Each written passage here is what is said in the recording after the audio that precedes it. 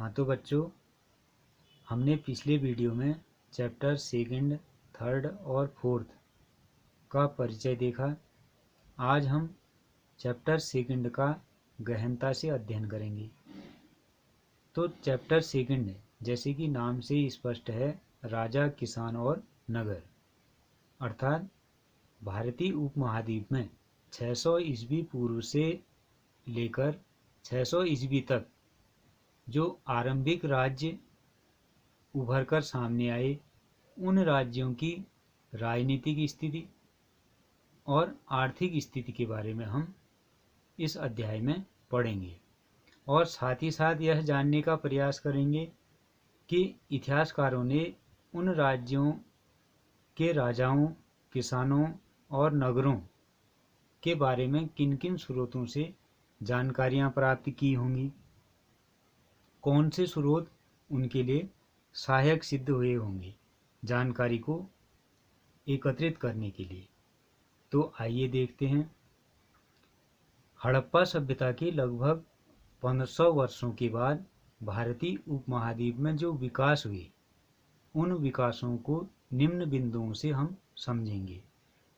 तो हड़प्पा सभ्यता के 1500 वर्षों के बाद, अर्थात हड़प्पा सभ्यता का जब पतन हुआ 1750 ईस्वी पूर्व के लगभग, उसके बाद 600 ईस्वी पूर्व तक जो भारतीय उपमहाद्वीप में विकास हुआ, उसका कोई क्रमबद्ध स्पष्ट उल्लेख कहीं पर मिलता नहीं है। लेकिन इतिहासकारों ने अभिलेखों, सिक्कों और चित्रों के माध्यम से जो उस समय की जानकारी दी है, वो निम्न बिंदुओं से स्पष्ट है।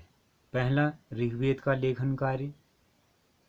इतिहासकारों का मानना था कि सिंधु नदी और उसकी सहायक नदी या उपनदियों के किनारे रहने वाले लोगों ने ऋग्वेद का लेखन कार्य किया होगा।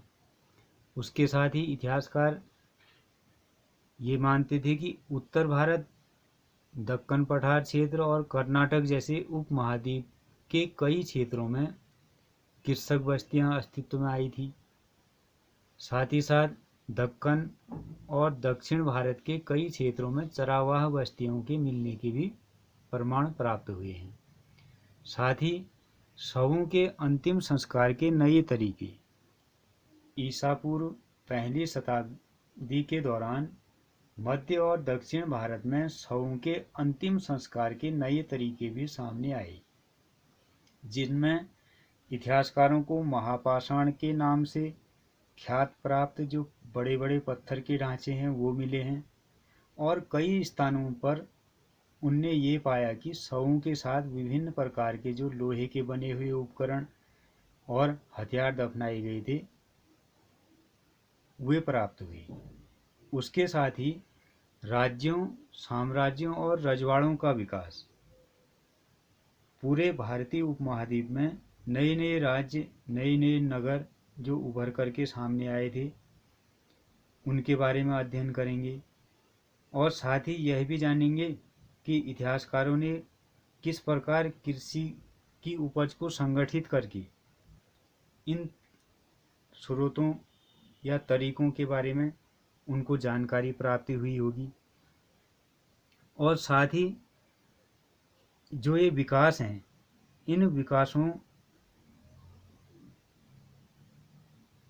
की जानकारी को एकत्रित करने के लिए इतिहासकारों ने अनेक अभिलेखों, ग्रंथों, सिक्कों, चित्रों जैसे स्रोतों का अध्ययन किया होगा।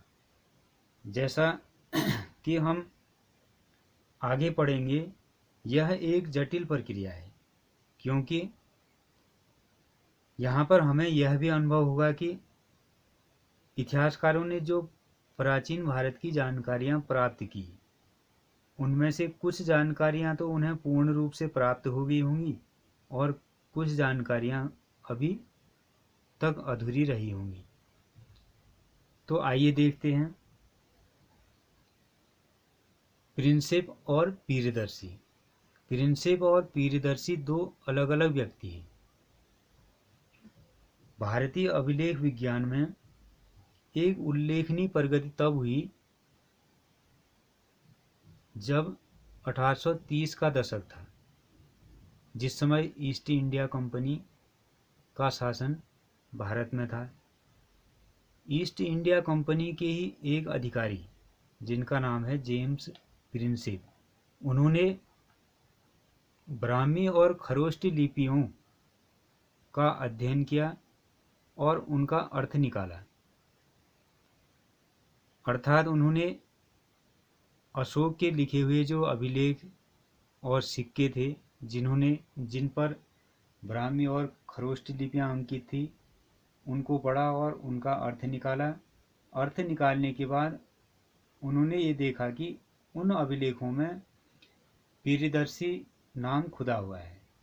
इससे ये अंदाज़ा लगाया कि इतिहासकारों ने अशोक ने उस समय अपना नाम पीरिदर्शी उन अभिलेखों में खुदवाया होगा।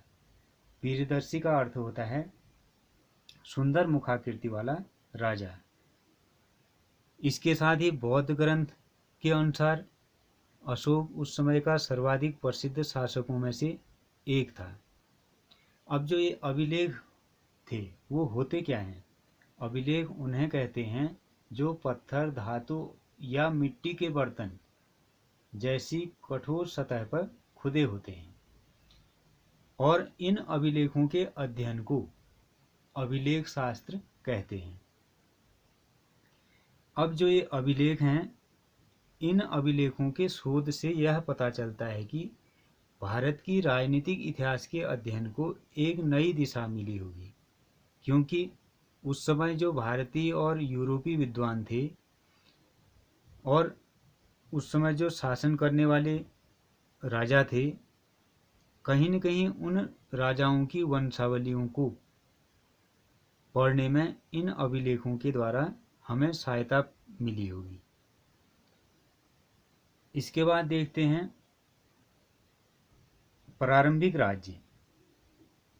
प्रारंभिक राज्य 6ठी शताब्दी ईस्वी पूर्व एक महत्वपूर्ण परिवर्तनकारी काल माना जाता है इसको, क्योंकि इस 6ठी शताब्दी ईस्वी पूर्व से पहले भारत कई महाजनपदों में विभाजित था। जैसे संस्कृत के विद्वान पाणिनि मानते हैं कि उस समय भारत जो है 22 महाजनपदों में विभाजित था। वहीं हमें जो जैन धर्म का भगवती सूत्र और बौद्ध धर्म के अंगुत्तर निकाय से हमें ये जानकारी मिलती है कि उस समय भारतीय जो उपमहाद्वीप था वो 16 महाजनपदों में विभाजित था, और इन आरंभिक राज्यों, नगरों और लोहे के बढ़ते प्रयोग और सिक्कों के विकास के साथ इन जनपदों को जोड़ा जाता है। इनमें से जो प्रमुख जनपद थे वज्जी, मगध, कौशल, कुरु, पांचाल, गांधार और अवंती जैसे नाम प्रायः मिलते हैं। ये महाजनपद परीक्षा की दृष्टि से भी आपके लिए महत्वपूर्ण है।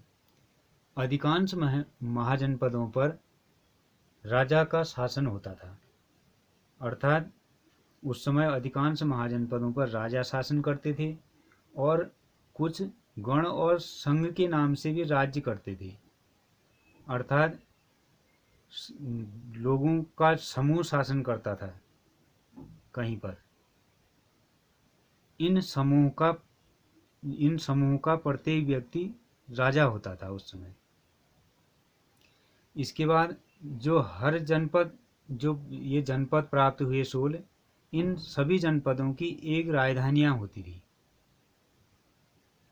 और इस राजधानियों की किलेबंदी की जाती थी, अर्थात घेराव किया जाता था। किलेबंदी इसलिए की जाती थी सुरक्षा की दृष्टि के लिए।